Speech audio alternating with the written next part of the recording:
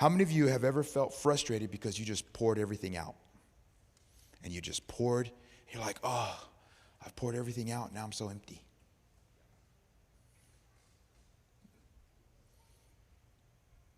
The Lord gave me a vision, and it was like, I couldn't escape it. I was just in it. I was there. I was fully awake. I was fully aware. And then all of a sudden, the whole room changed, and I'm in a water bottle factory. Long story short, because we don't have time for me to tell you the whole vision. Long story short, what the Lord was teaching me was, He said, what are water bottles made for? And I said, water. And He said, okay, are they made for pouring on a Ferrari and washing a Ferrari? No. Could I pour this water on a Ferrari and try to wash it? Am I gonna get very far? Because there's not enough water in this one water bottle. No offense to anyone in this room, but you don't have enough of anything to start pouring yourself out on anybody or in any ministry. No offense. You can't do this on your own, and you weren't ever meant to. And then the Lord said, what if this water bottle was just overflowing with water? And then I held it over. It was overflowing in such a way that it was like a waterfall, and I held it over that Ferrari. Then could you wash that Ferrari? I was like, yeah, as long as it's overflowing. And He said, yes, as long as it's overflowing, it will never be empty. It will never be empty. Because it's just being utilized in the overflow. This is the problem, though. This is the problem with Christians, okay? We start getting used, and then we think, this is my purpose in life, to wash Ferraris. So then guess what that water bottle starts to do? It starts to pour in its own strength. Well, here's the problem.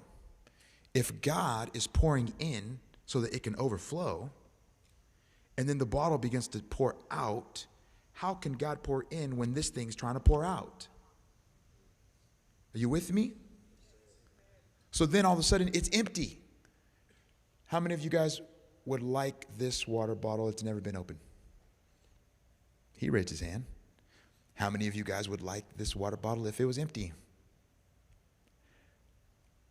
You see what I mean? It has completely lost its value. And that's how most of us are moving, because we think we've got to pour out in our own strength.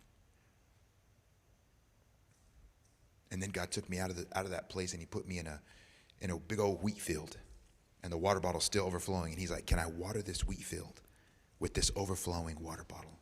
And I'm like, as long as it's overflowing, yeah, you can. And He goes, yeah, that's right. And then boom, the whole wheat field, I mean thousands and acres of beautiful green wheat. If you've ever seen a green, luscious wheat field, you know what I'm talking about. And the Lord is just sitting there, pouring the water in the water bottle, and it's just overflowing, overflowing, overflowing. And then all of a sudden, the water bottle thinks, this is my purpose. I was made for this. This is what I was made for. I was made to water this wheat field.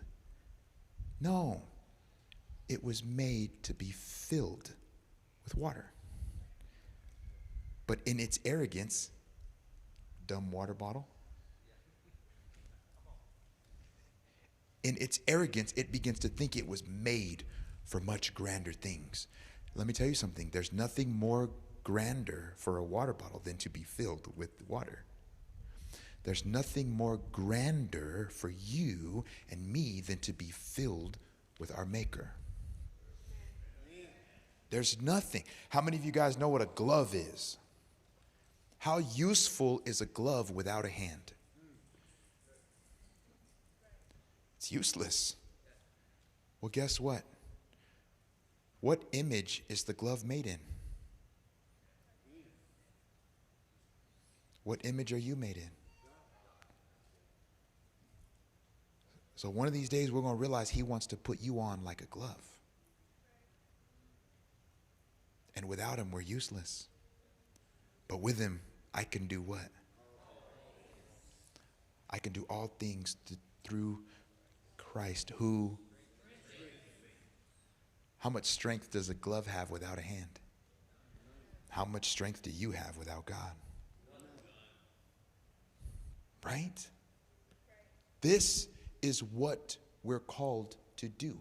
Because once he puts us on like a glove, or once he fills us up to overflow, now we live and move overflowing him. Overflowing. And everywhere we go, we're just splashing Jesus on everybody we meet. Not because I'm trying to splash Jesus on you. I should open this up and just... Not because I'm trying to splash Jesus on you, but because I'm overflowing. I can't help it. I can't help myself. Why? Because out of the abundance of the heart, the mouth speaks. Now all of the sudden, what James says is a fire lit from hell. Well, if you're filled with heaven, it's still a fire, but this time it's lit from heaven. Because God is a consuming. But we can't get to that place if we're not allowing him to fill us up. Amen?